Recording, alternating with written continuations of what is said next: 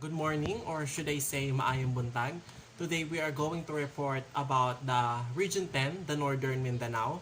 So welcome to Northern Mindanao.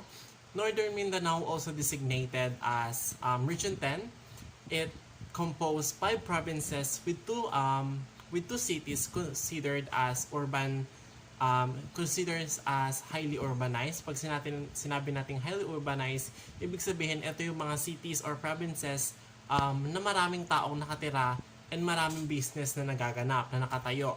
So in Northern Mindanao, the first one we have the Bukidnon. The capital city is Malaybalay City, and this is also known for its agricultural economy. And this is the reason why they are called the food basket of Mindanao. Kasi major producer sila ng rice and corn. And the next one is the Misamis Oriental. The capital city is Cagayan de Oro City. If you want to get high on adrenaline and excitement, ito yung pinaka-best na pwede nyong puntahan. And pumunta kayo sa Misamis Oriental dahil nag-o-offer sila ng mga experience or adventures na hindi mo makakalimutan, katulad na lamang ng whitewater rafting along the Cagayan de Oro River and zip lining. Misamis Orientals kasi offers several zip lines, including the Asia's longest dual zip lines in Dahilayan Adventure Park.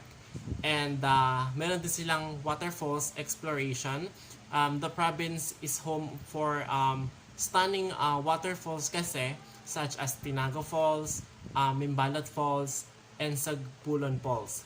And also they also have a mountain trekking if you want to travel, if you want to visit that. Meron din silang mga Mount Sumagaya and also the Mount Baluto.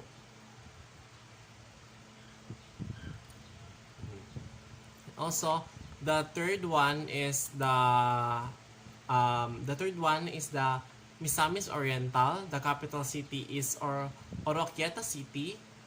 This serve as the administrative, commercial, cultural, and also educational center of Misamis Oriental. And nag-o-offer sila ng range of amenities and services to its residents, and serving as a gateway to the province attraction and resources. And the next one, the fourth one, is the Lanao del Norte. The capital city is Tubod, and the town is famous for its diverse tourist spots, such as big rice fields, majestic mountain views, and the crystal rivers, the crystal clear rivers and the lakes. And the last one is Camiguin Island. The capital city is Mambahaw, and also known for island born of fire. Camiguin kasi is a home of 7 volcanoes that continue to shape and reshape its unique landscape. And so paano naman ba? So, alam nyo na ngayon yung 5 provinces ng Region 10, the Northern Mindanao. So, paano nga ba natin ito mapupuntahan? So, the part of access, we have by air, by sea, and land. If you want to travel by air, there are daily flights from Manila to Cagayan de Oro with approximate time travel of 1 hour and a half. If you want to travel by sea naman, there are ferries from Manila to Cebu to Cagayan de Oro are also available to go travel, so hindi mo pa mag-book. So if you want to travel by lands naman, Philtranco buses offers Manila to Cagayan de Oro trips to around 24 hours travel time. So kapag nandun ka naman na sa mismong place sa Northern Mindanao, the main modes of transportation there are jeepneys, katulad lang sa atin, taxis, vans, and pedicabs. Ang kinaibahan lang, meron silang horse carriage, also called tartalinas, which usually serve the routes in barangay. So So, here naman, the attractions and activities.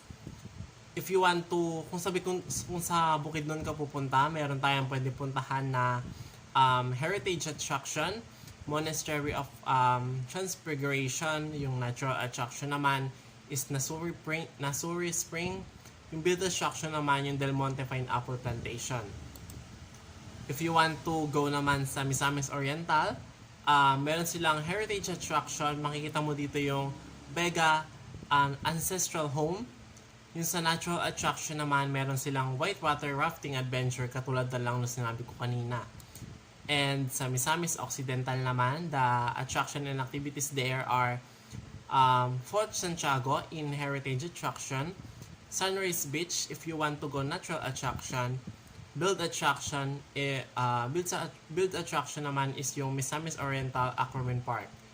And if you want naman sa Lanao del Norte, meron silang attraction and activities doon, yung heritage attraction ulit, yung Makapagal Ancestral Home. Yung sa natural attraction naman is yung Lake Nunugan.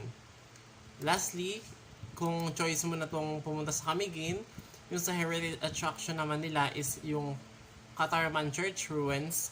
Natural attraction yung Macau Cold Spring, and yung built attraction is Giant Clams Ocean Nursery.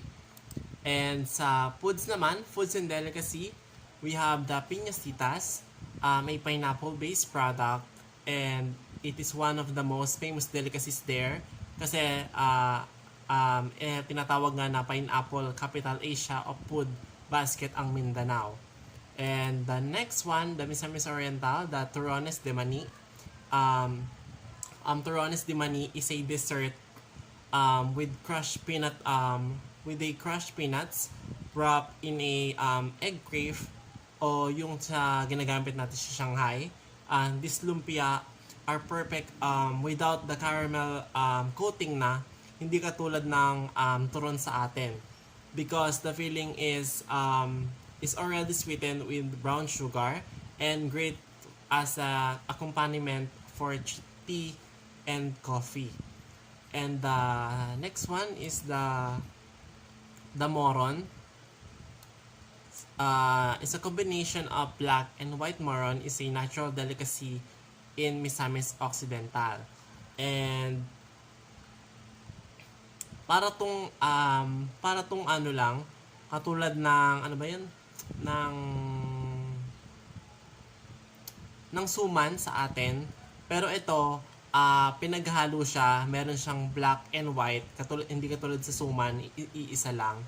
And the next one is the Lanao del Norte, the Silvanias.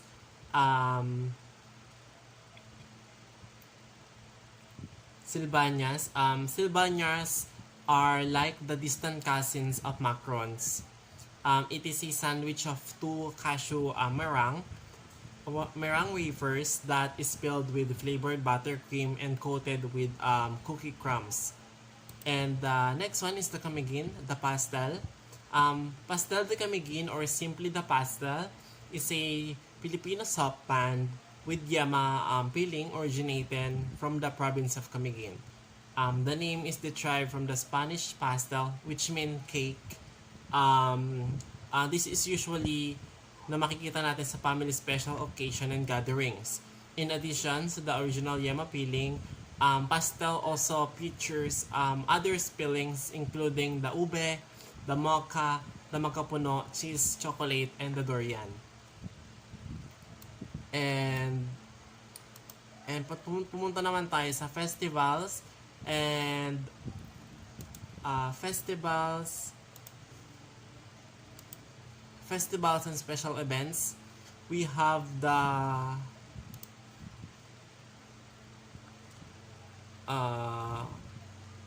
Bukidnon, the Kamaulan Festival. Kamaulan Festival is a significant cultural event held annually in the province of Bukidnon, Philippines. It is celebrated by the indigenous people, especially the 7 tribes of the province, the Bukidnon, Higaonon, Talaantig, Manobo, Matiglasug, Tigwahanon, and the Umayamnon.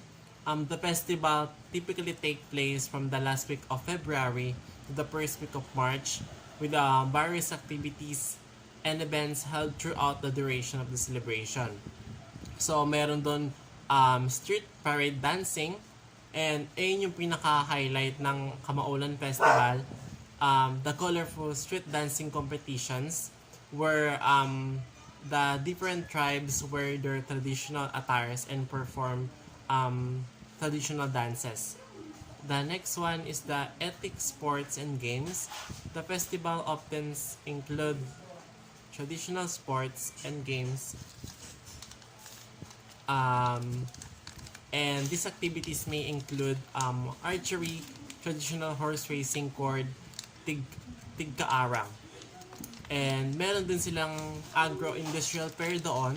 The festival also features an agro-industrial fair where doon napapasok yung mga local farmers and producers showcase Bukidnon agricultural products, handicrafts, and specialties. And the next festival is from the Misamis Oriental, the Hudyaka Festival. Hudyaka Festival is a cultural celebration held in Misamis Oriental, the province of the Philippines. The festival is a vibrant showcase of the province's rich cultural heritage, tradition, and history. So, Hudyaka itself means merrymaking in the local dialect. So, here's the breakdown of what typically occurs during the Hudyaka Festival. So, meron din dun street dancing and parade katulad dun sa isang festival, the Kamaulan Festival.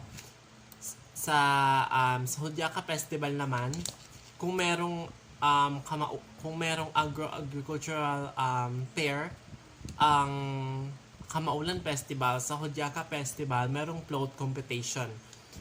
There's often a float competition where intricately designed floats adorned with colorful decorations, flowers, and cultural motifs in the streets.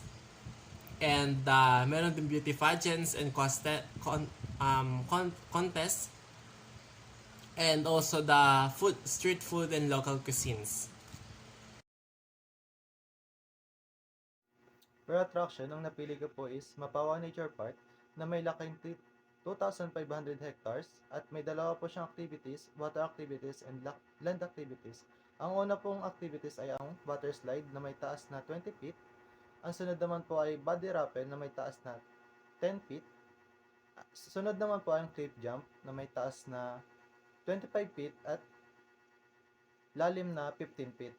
Sunod naman po ang body rappel 65 na may taas na 65 feet. Ang ikalima naman po ay horseback riding, which is lilibutin niya po yung 2,500 hectares dun sa Mapawang Nature Park. Sunod naman po ay zip lining na may taas na 25 feet po. For accommodation is napili ko po ang Lenket kay Lux Hotel na may magagandang feedback ng mga tao and 5-star hotel na rin po siya and malapit po siya sa Mapawang Nature Park. For amenities is meron po siyang restaurant and bar na nag-o-offer po sila ng mga international cuisine. Ang specialty po nila is Italian cuisine. For next amenities naman po is pool bar. Meron pong mga snacks and beverages sila pong binebenta, and next amenities naman po is swimming pool na may lalim na 4 feet. Maayong buntag. So, ngayon, natapos na pong report si Kurt and Jason, or should I say, Kapitin and Peña Florida. Now, I'm going to introduce myself. Ako po si Mr. Ventura now. For my part here sa reporting, ang itatakal po natin is SWOT analysis. So, if we're going back, yung itatakal po natin sa SWOT analysis is yung 4A's. Now, kung alam natin, yung 4A's is consisted with attraction, accessibility, and accommodation. Now, we're going to start sa attraction. So, the strengths in attraction is sa Northern Mindanao, attractions offers a wide range of attraction. Meron po tayong man-made, natural, cultural, and heritage. No? So, when it comes to attraction, marami ka pong options na mapupuntahan or mapipili pag pupunta po kayo ng Northern Mindanao. Now, for the weaknesses po is yung natural tourist sites po is possible na masira. Sige, tignan natin yung mga historical or natural resources or natural attractions na it's possible na magkaroon ng impact ng bagyo na pwedeng makasira or sabihin natin nasisira siya time by time, so pumapangit, and it became one of the weaknesses when it comes to attraction. Now, for the opportunities naman, as far as I see naman sa opportunities na maibibigay sa attraction is to develop yung structures. Kung gagawa sila ng man-made structures, attractions, mas maganda if they're going to develop it, and they should serve a parang better protection sa kanilang natural and let's say historical attraction, since hindi siya permanent, so kailangan nilang pangalagaan to keep the beauty of it. Now, for the threats, again, natural disaster is the threats, kung sa weaknesses is nakikita natin ang natural disaster na sinira na yung mga attractions, so that's the weaknesses. Pero sa threat naman is possible na sirain pa ng mga bagyo or other climates, let's say earthquakes, disasters rather, na masira yung mga attractions sa Northern Mindanao, which is mababawasan yung mga reasons or places na pupuntahan ng mga tourists when it comes to Northern Mindanao. Now, for the next is accessibility. So, strengths is pagdating sa Northern Mindanao, as we can see naman and as tackled by Kapitin, it consists with 3 types of accessibility and transportation rather, na air, land, and water, which is very wide range. May airport ang Northern Mindanao, though limited lang siya. Yun doon naman papasok yung weaknesses. Limited yung mga roads and parang sabihin natin mga tracks na pwedeng puntahan or gamitin ng mga tourists papunta sa Northern Mindanao. Since kahit naman sabihin natin may airport sa Northern Mindanao, limited pa rin po yung let's say limited pa rin yung mga countries na naaabot nung airport or let's say nung travel through air. Now, as I said, yun na nga po yung sa weaknesses. For opportunities, further development of the infrastructures pagdating sa transportations. There are places kasi na hindi pa ganun kadali i-access sa Northern Mindanao since medyo mabundok nga doon. Though, if you like some, let's say, hiking, so suitable lang naman yung road na tatahakin mo if hindi siya maayos. Pero there are some places naman na develop na yung places, pero ang nangyayari is yung road or yung track na dadaanan mo is hindi pa well developed. So sa opportunities, ang pwede natin gawin is i-develop yung roads and other transportations, gaya nga sa airport. Sana ang mangyari is maging wide range siya o mas mapalawak yung access sa ibang bansa. For the threats naman is the seasonal weather, hindi naman tayo makakabiyahe through air or airport po since may bagyo. So yun lang naman yung threats, and pagdating na rin sa water transportation na ang nangyayari is nakakancel yung travel kasi nga may bagyo. So hindi naman sila pwedeng mag-take ng risk na ibiyahe kapag hindi maayos yung weather. And yun nga, sa accessibility is nababawasan yung parang chances na makapunta sila sa Northern Mindanao if may bagyo. So, for the next naman is accommodation. So, sa Northern Mindanao, ang sila sa Manila sa accommodation, kagaya din ng attractions, malawak po yung ibinibigay nilang accommodation since dun nga sa tour package, ang daming accommodations or nakapag-mention ng mga accommodations si Peña Florida. na pinapakita kung gaano kaganda yung mga accommodations na meron ang Northern Mindanao. But sa weaknesses naman po, despite naman sa dami ng accommodations, there are still places or hotels na hindi ganon kaganda ang accommodation since let's say hindi consistent. So parang may mga hotels, places sa Northern Mindanao that offers good quality accommodation pero hindi siya ganun ka-consistent since yung iba naman is hindi nag-o-offer ng ganun. So, if we're going to look at opportunities naman, as I said earlier, ganun pa rin naman further development. No, na sana they should stay consistent when it comes to offering accommodations since maganda kasi kung consistently na lahat is na offer ng accommodations. For example, may isang magandang natural attractions, then may hotel doon, so okay yung amenities niya, but hindi siya nag-offer ng wild accommodation, which possible na hindi na lang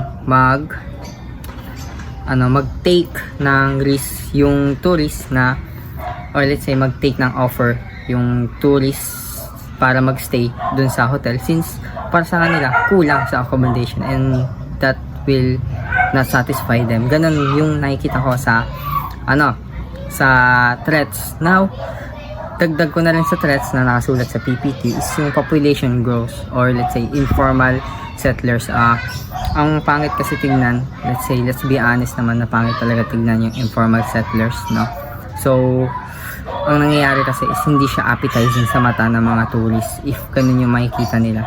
For example, pupunta silang hotel, then makikita nila, ang daming Islams around those hotel. Sa tingin mo ba maganda pa bang magstay doon? Kung unang tingin mo pa lang paglabas ng hotel is pangit na. So, sa tingin ko, that's one of the threats when it comes to accommodations. Now, for the last is amenities.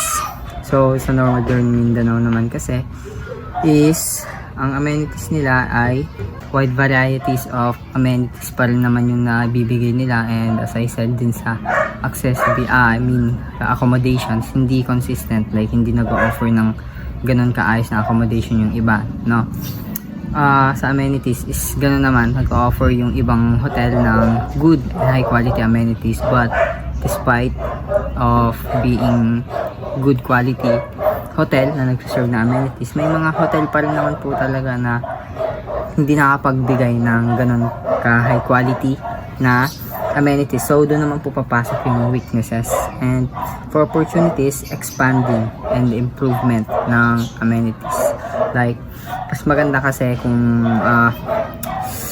lahat ng hotel is nakapag-offer ng amenities that will satisfy the tourists, since kaya nga tayo nagbabakasyon to satisfy them and to enjoy, to relax. Kung hindi naman nila makuha yung relaxation and enjoyment na gusto nila sa mga amenities na in-offer ng hotel, so what's the point, no? So for opportunities, kailangan lang naman nilang i-develop yung amenities nila, yung offerings nila, like wide offerings. For example, kasi may mga places na hotels na hindi nag-o-offer ng mga sports like activities gaya ng bowling, no? May mga hotels kasi na hindi humapagbigay ng specific example, pero there are some hotels na nakapag-offer ng sports like activities gaya ng pool, bowling, and golfing, yung mga ganung bagay ba, no? If the tourists would like to entertain or interact, let's say mag-engage sa ganung kind of activity, and hindi nila makita sa hotel yung ganung klaseng amenity, which is hindi nila magugustuhan, no? So doon na rin papasok yung threat, no? Na if possible na hindi makapag-serve ng good quality amenities yung hotel, hindi may enjoy ng mga tourists yung place mismo, and for the whole name of Northern Mindanao na hindi pala maganda dito sa Northern Mindanao kasi kulang sila sa amenities. And I would like to add na lang din sa threats na nakalagay sa PowerPoint, yung budget, no? Mahirap kasi mag-apply since yung budget lang naman, kukulangin sa budget, no? So sabihin natin na kumikita naman sila na malaki, pero kasi mabigat pa rin talaga sa budget ng hotel yung paggastos sa mga high and good quality amenities na it takes time para mapag-ipunan and magastusan yung ganun. And yun lang naman for our SWOT analysis. That's all. And thank you.